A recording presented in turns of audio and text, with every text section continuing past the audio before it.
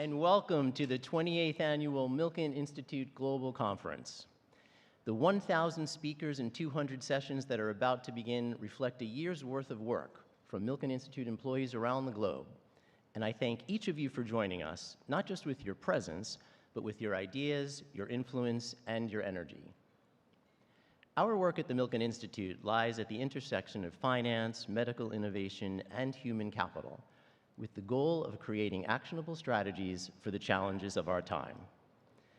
And while there's no shortage of those challenges, and in many cases we actually have the resources and technology to address these issues, what's often missing is finding a common will to do so.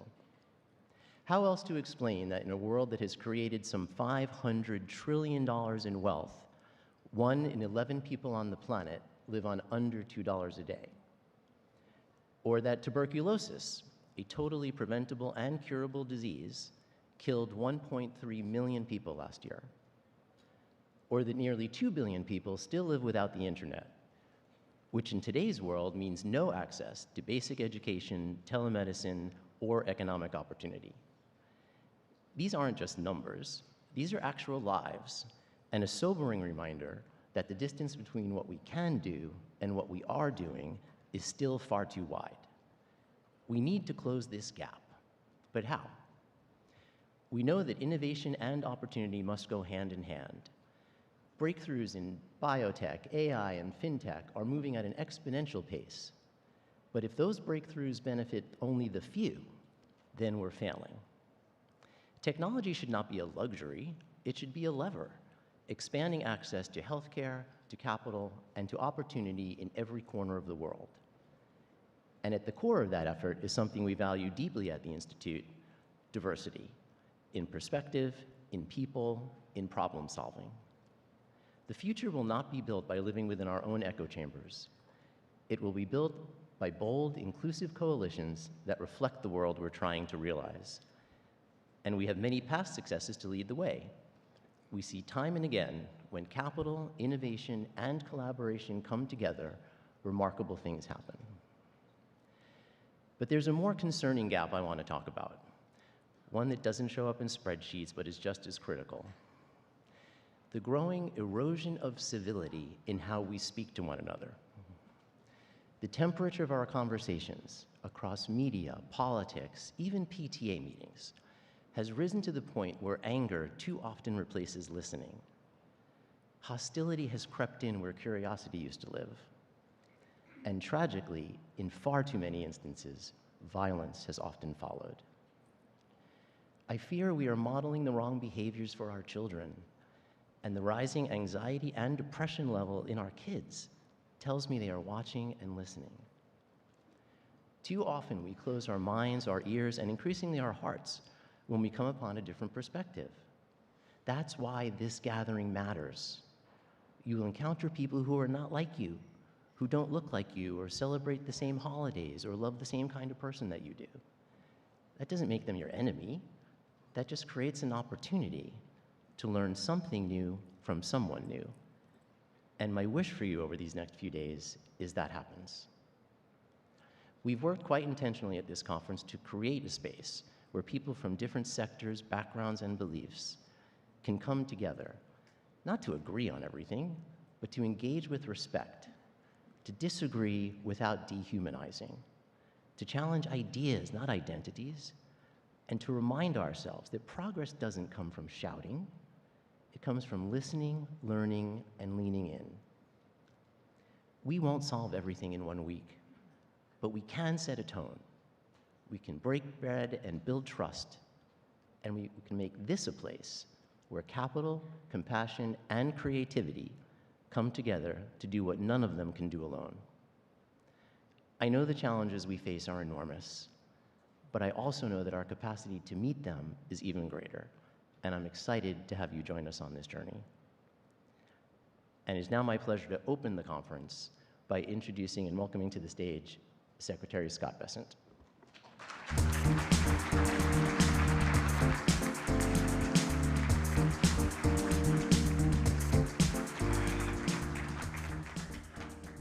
Good morning, and thank you for that kind introduction. It's an honor to be with you If the namesake of this conference is any indication, this is a meeting for bold people with bold ideas.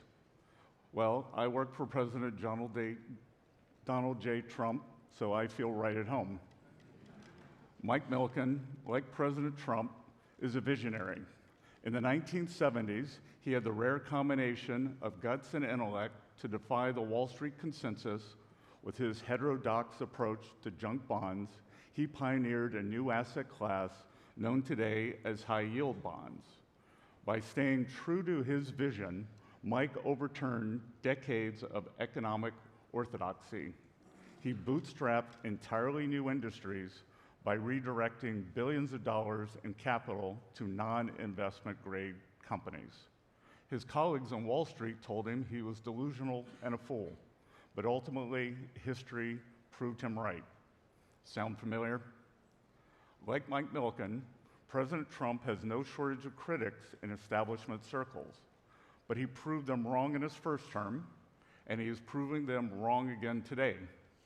On President Trump's first day in office, he vowed to usher in a new golden age for our country, a golden age America deserves a golden age economy. So for the past 100 days, we've been preparing the soil. We have uprooted government waste and harmful regulations. We have planted the seeds of private investment, and we have fertilized the ground with fresh tax legislation. Next, we harvest, and we want you to harvest with us. America is the Schelling point of global finance. We have the world's reserve currency and the deepest and most liquid capital markets and the strongest property rights. For these reasons, the United States is the premier destination for international capital, and the administration's goal is to make it even more appealing for investors like you. This morning, I will explain how we plan to achieve that goal. The primary components of the Trump economic agenda, trade, tax cuts, and deregulation, are not standalone policies. They are interlocking parts of an engine designed to drive long-term investment in the American economy. Our goal with trade policy is to level the playing field for our great American workers and companies. With a level playing field, American industry can outcompete all challengers. Tariffs are engineered to encourage companies like yours to invest directly in the United States. Hire your workers here, build your factories here, make your products here. You'll be glad you did, not only because we have the most productive workforce in the world, but because we will soon have the most favorable tax and regulatory environment as well. This is where tax incentives and deregulation come into play. You may have heard one big, beautiful bill floating around Congress. This bill is big and beautiful for Main Street America and investors alike.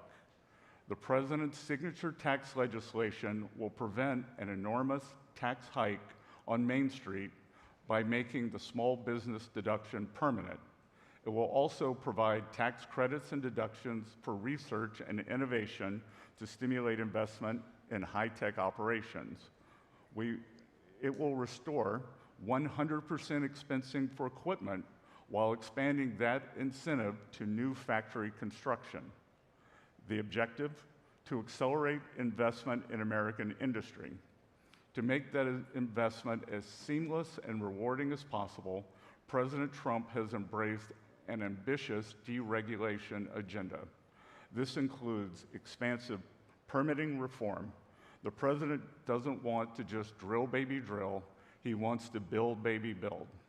To that end, he has signed executive orders to reduce the federal approval process for new energy and construction projects from several years to just a few months. This simple reform will unleash the creative potential of America's builders. It will empower business leaders like you to put your capital to work as quickly and efficiently as possible. The building renaissance will be fueled by the president's energy dominance agenda. Energy is the base layer of all economic activity. That's why the administration champions an all-of-the-above approach to energy development to drive down the cost of doing business. I hope you can see the bigger picture now. The Trump economic agenda is more than the sum of its parts. Trade, tax cuts, and deregulation may be three distinct policies, but each policy is mutually reinforcing, and acting in concert, they push toward the same goal, to solidify our position as the home of global capital. The result of the President's economic plan will be more jobs, more homes, more growth, more factories, more critical manufacturing plants, more semiconductors, more energy, more opportunity, more defense, more economic security, more innovation. In short, more of all things we need the most. The President believes we can achieve more together. This is the abundant vision he has for the future. He wants everyone to be a part of it. Thousands of businesses are now catching the President's vision. Since he assumed office in January, companies have pledged to invest trillions into the U.S. economy. President Trump has secured more investment for our country in 100 days than President Biden did during all 4 years. Entrepreneurs, too, are starting to understand what the President is trying to accomplish. March saw one of the highest levels ever recorded for new business applications. Many of these men and women, like many of you, are grasping that America First is the blueprint for a more abundant world. For now, a parting thought. When I entered public service, I spent more than 40 years in the asset management business. There, one mantra guides one of the world's most successful investors: never bet against America. Warren Buffett coined the phrase, and it's been his lodestar as long as he's been in the game. Never bet against America captures a time-tested truth. The American economy is unstoppable. Throw whatever you will at our capital markets: the Great Depression, 2 world wars, 9/11, a COVID recession of the last few years, or sky-high inflation. Each time the American economy gets knocked down, it gets back up again. And it gets back up even stronger than it was before. U.S. markets are anti-fragile. Indeed, the entire history can be distilled into just 5 words: up and to the right. On a long-term horizon, it's never a bad time to invest in America, but especially now. The United States is entering a new golden age of economic prosperity for both Main Street and Wall Street, and we don't want anyone to get left behind. Come with us so we can build a more abundant America together. Thank you all. Please welcome Institute Chairman Michael Milken.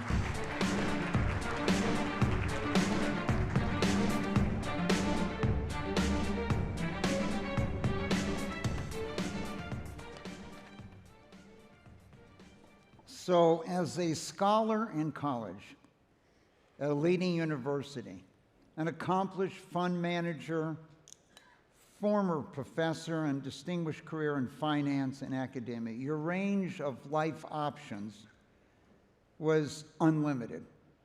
What inspired you to choose the field of public service, joining President Trump's administration in a very high-profile and, I should say, high-pressure role? I would agree on all the above. So, Mike, there was a long arc desire for public service. I had tried or considered going to the Naval Academy, and I was applying in 1979. I wanted to serve my country. Due to sexual orientation, I was unable to. So even since I was a teenager, I wanted to serve my country. And I'd had a great career, like many people in this room, in finance. The country had been good to me. And as a economic history scholar, I was shocked at what was happening with these budget deficits. So last year, 6.7% of GDP, highest ever when we weren't at war, weren't in a recession. And I wanted to come out from behind my desk and be part of the solution, because I was afraid that 4 more years of that, and it was kind of a deeply cynical plan, I thought, run up the debt and then have to raise taxes and really stymie the American engine of growth, innovation, and opportunity. Well, once again, we're very happy you took up that mission, and I can't think of a better person at this time to be the Secretary of the Treasury. Let me try. Over the years, we've had a number of Secretaries of Treasuries that were not really into financial markets. And so you're the right person at the right time. But it's interesting when I think about it, how do you strike the balance between the administration's goal of reindustrialization in the U.S. and the risk of isolating the U.S. economy? Well, I think that they're not mutually exclusive. And as I've said many times, that obviously in this trade puzzle, China's the biggest piece. Where do we end up with China? And I said during IMF week in Washington, said, it's possible that we could, as Ray Dalio might say, do a big, beautiful rebalancing. That if we want more manufacturing, everyone agrees except Chinese leadership that they need more consumption. We could actually do that together. And then, look, on the other side, that getting better terms of trade is not always a straight line. It's not always a pleasant process, but I think at the end, the trading relationships will be stronger. Our security and values ties will still be there. I look back and I think about the example of NATO and German fiscal spending. So I lived in London for a long time, ran the Soros office there, and since forever actually, that whether it was the French president, the Italian prime minister, people in Brussels were trying to break open the German piggy bank. And President Trump, not in a straight line, not in what anyone would call a diplomatic manner, has gotten NATO countries to step up and meet their spending requirements. I think, these numbers are approximate, but I think only 25%, when he came in 2017, only 25% of NATO countries were meeting their spending requirements. Now I think only 25% aren't. So the Germans, for the first time, are going to allegedly do a big fiscal spend, which will drive European growth. And so can we do the same thing on trade? I think so. So let's talk maybe about a specific situation. You recently signed an historic economic partnership with Ukraine. And as you said, there was a few bumps along the way. Can you walk us through the role that the Treasury played and what is expected to come out of this agreement? And let's walk backwards. That I was bemused, gratified to see that on Saturday, as I was coming out here, Friday, as I was coming out here, Washington Post lead headline was, "Russia now nervous after U.S.-Ukraine signed deal." And that I believed that this would happen in February. President Trump believed that it would happen in February. And this was President Trump's idea. He likes negotiating, as you know. A lot of people in this room probably know. And he likes creating negotiating leverage for himself. And the Ukraine investment partnership, the economic partnership, was his idea, and he believed that it would do several things. One, it would create more leverage for him with the Russian leadership when it was time to go to them. So the idea was start with Ukraine, sign a deal that shows that there is no daylight between the U.S. and the Ukrainian people. It would be a symbol to Ukrainian people that the U.S. is still there. It would be a symbol to a tired American public, skeptical of more financial commitments, that it was possible to have a shared prosperity with Ukraine, and then it would, in essence, be a tacit security guarantee because of the economic partnership. I went to, and just to give you the timeline, so he tasked me with drawing up the document, speaking with Ukrainians. I thought it was a good idea to actually go to Kyiv. For anyone who hasn't been, you fly to Poland, you take a 10-hour night train into Kyiv, and you do that to keep from getting shot down, and which is good. And everyone was saying, "Oh, like this isn't a good deal. This isn't a good deal." And I said, "Well, if it's not a good deal, why did the Russians bomb Kyiv for the first time?" So I went on February 10th. The Russians bombed Kyiv at 4 in the morning for an hour for the first time since November, because they knew the train arrived at 8. And so before I got there, so if the Russians, if we were pro-Russian and this was a terrible deal for the Ukrainians, why didn't the Russians want it signed? So then President Zelensky elected not to sign it that day. He elected not to sign it at the Munich Security Conference a few days later. There was a little incident at the White House some of you may have seen. President Trump called it great TV. And when the deal went south that day, and I actually think in terms of the final deal, and Mike, I'm sure you, everyone in this room has seen it, that sometimes the blow up, you end up with a better deal. So February 28th was the blow up in the Oval, and what was going to be signed that day was actually just a 4-page memorandum of understanding. After that blow up, we at Treasury made the decision to try to make the blow up into an opportunity, and my team, I instructed my team to go straight to writing the full agreement, which is 6 different agreements, varying lengths, but hundreds of pages. So we worked on that document, and then when there was the kind of recovery and trust between President Trump, President Zelensky, after the meeting at the Vatican, we signed the deal a few days later. And look, I think it's win-win. What it is not is one of these rapacious Chinese deals. Sign here, it's loan to own. You're going to default on the debt. We're going to own all your minerals, and that's life. This is economic partnership. They put in assets. We put in capital from the DFC, American Best Practices and know-how, and it's 50-50. It's equity, not debt. And some of our European partners were criticizing me at the G7, and I said, you know, guys, if you want to do a debt for equity swap, why don't you write off your Ukraine debt, and we'll let you into our partnership. No one's called me yet. Well, I think what struck me, Mr. Secretary, was this major oil find off Guyana. And Venezuela rattling the sabers and had sent a couple military ships.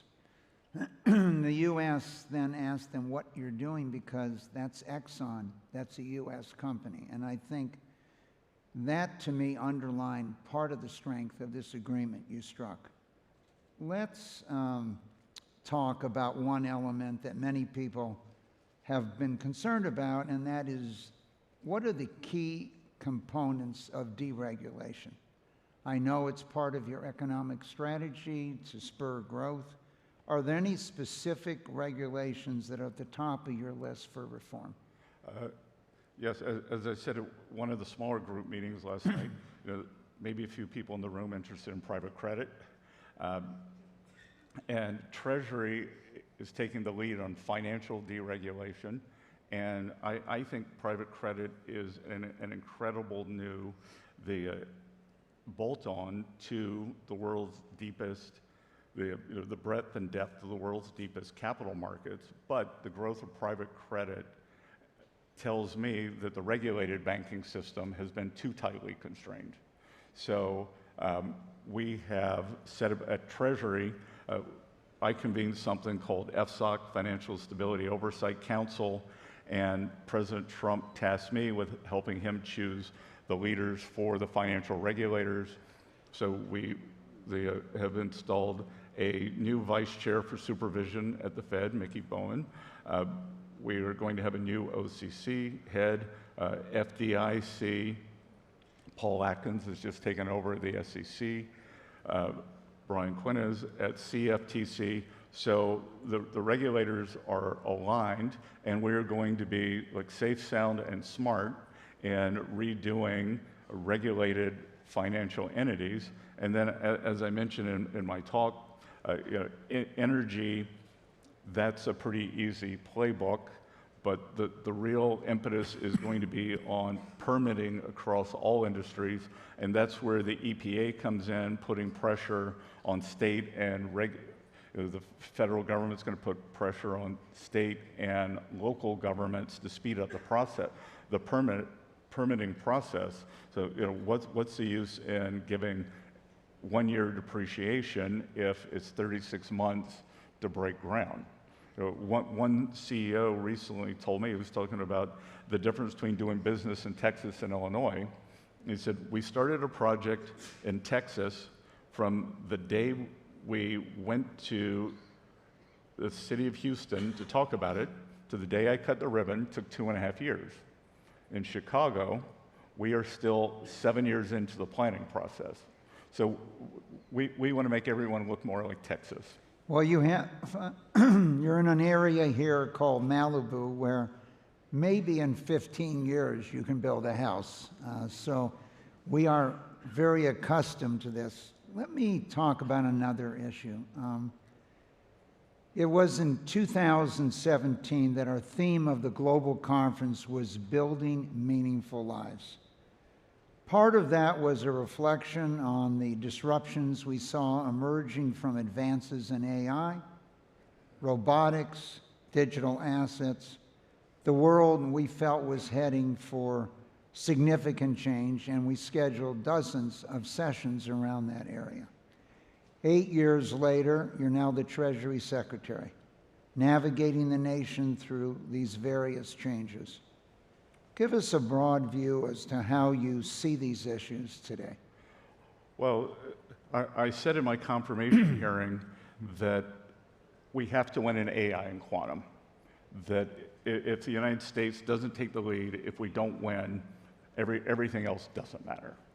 That if we lose the edge there, and I think China's catching up, which is natural, but I think we will maintain our leadership on that. And again, what we're trying to do is not pick winners and losers. We're just trying to set the environment for the best opportunity for our entrepreneurs to succeed, stop intellectual property theft, and in terms of making it accessible to all Americans, I think that's going to be very important. I was out on the campaign trail with President Trump, and I was struck by there had been a big migration by the venture capital community to President Trump.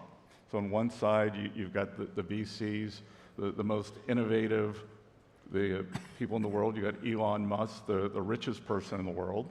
And the president's penultimate rally that I went to was in Pittsburgh, and these steel workers showed up, and they got their vest on, they've got their hard hats, they've got their families. And the real idea is to make sure that innovators can innovate and steel workers can have the same quality of life and opportunity, and that their kids could be the Silicon Valley entrepreneurs, or they can stay and have the same life or better that their folks had in Pittsburgh. Well, that is a great goal, and we hope we achieve it from that standpoint. Interest rates. You've often talked how important that 10-year interest rate level is, and when I look at financial markets over a long period of time, I can sometimes identify when that individual had come into financial markets by what period of time and the interest rates. So in the 1970s particularly, the volatility of financial markets, you saw over the next decade, many of the people that were CFOs became CEOs because how you financed your company allowed it to exist. In the last few years, we've lost 3 as independent companies, major financial institutions, due to the fact that they had bought $250 billion of U.S. government intermediate securities and borrowed overnight. So when you look at interest rates and the 10-year, and as I mentioned to you, I got this app on my phone that anytime the U.S. government's prices change by more than 2% in 2 hours, off my phone goes. So in the 1950s... Please don't share that with the president. Please don't. So in the 1950s, if you were trading governments, it was like watching paint dry. You could see an entire variation of maybe 2% in price in an entire decade. We now have seen a variation of more than 2% occur in more than one day. How do you see the importance of the level of interest rates in our economy and what you want to achieve? I think that I'm not going to talk about the Fed. I've said I won't talk about their future mistakes. I'll only talk about their past mistakes. So I thought it was important to focus on the 10-year, and the 10-year has a lot of things wrapped in it. It's the short-term rates, it's the term premium, and we're focused on creating the best environment for stable rates. And I think a lot of what we saw in April was this periodic unwinding that I've experienced, you've experienced, most people in this room have experienced in their career. I'm a big believer in the Hyman-Minsky, stability leads to instability. So I think we probably had a very stable period. A lot of leverage players built up very large positions. There was an uncertainty shock. They're out. But what we're trying to do is to go back to the Trump 1.0 non-inflationary growth.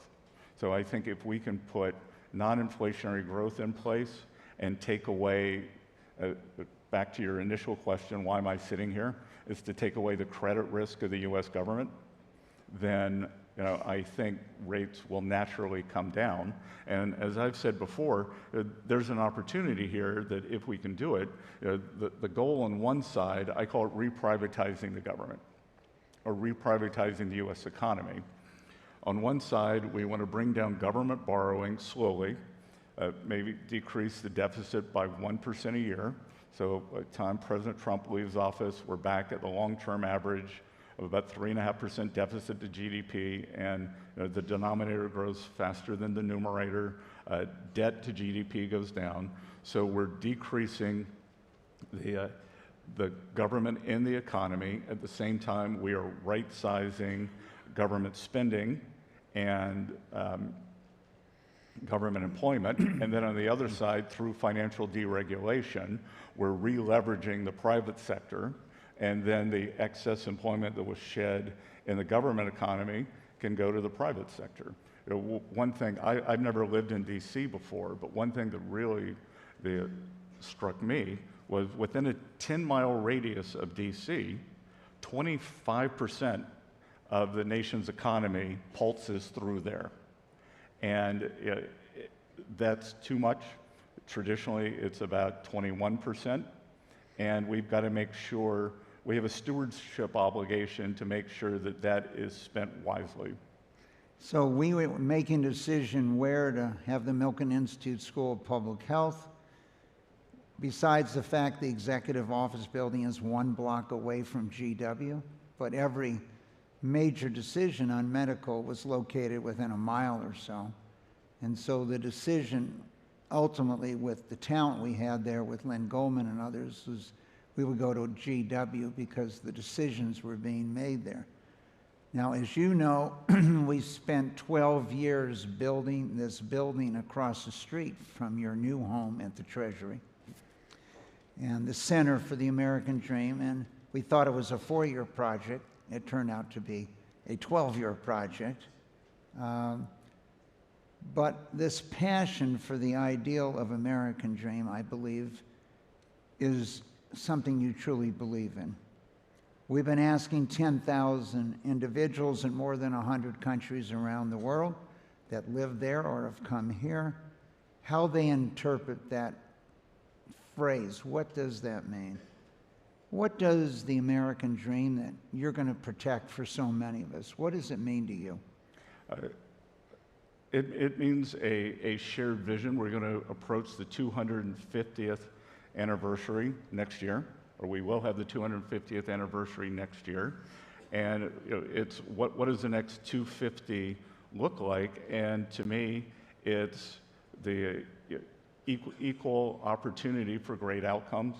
It's like I said, it's equal opportunity.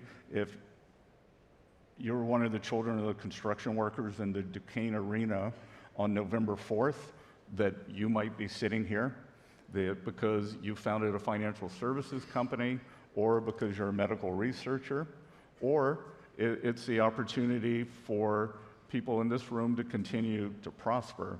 But to me, it's two things. It is the fact that the system works and that there is mobility, that we get rid of these discouraging surveys of families and children who don't think they're going to do as well as their parents.